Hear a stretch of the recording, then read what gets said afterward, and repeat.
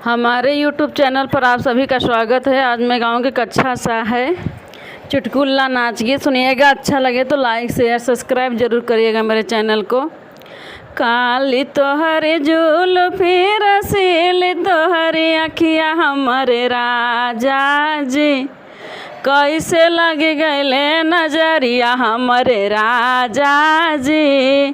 काली तोहरी जुल्फी रसीली तोहरी अखिया हमारे राजा जी, कैसे लग गईले नजरिया हमारे राजा जी, कैसे लग गईले नजरिया हमारे राजा जी।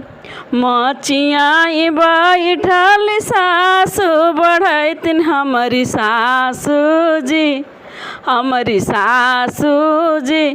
तनिक झाड़ी दे तू नजरिया हमारी सासू जी, तनिक झाड़ी दे तू नजरिया हमारी सासू जी।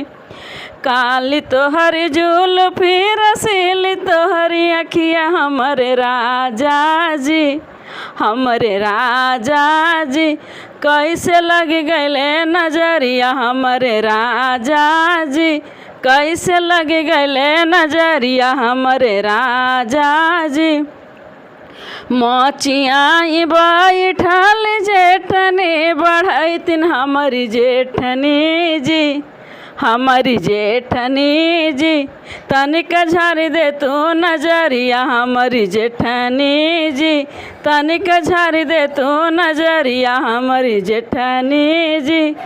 काली तोहरी जुल्फी रसीली तोहरी अखिया हमारे राजा जी, हमारे राजा जी, कैसे लग गईले नजरिया हमारे राजा जी, कैसे लग गईले नजरिया हमारे राजा जी। मचियाई बैठल ननदी बढ़ैतिन हमारी ननदी जी, हमारी ननदी जी।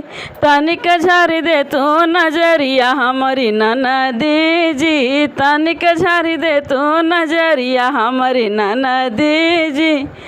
काली तोहरी जुल्फी रसीली तोहरी अखिया हमारे राजा जी, हमारे राजा जी, कैसे लग गईले नजरिया हमारे राजा जी, कैसे लग गईले नजरिया हमारे राजा जी। गाना अच्छा लगे तो लाइक शेयर सब्सक्राइब जरूर करिएगा मेरे चैनल को। धन्यवाद आप सभी का।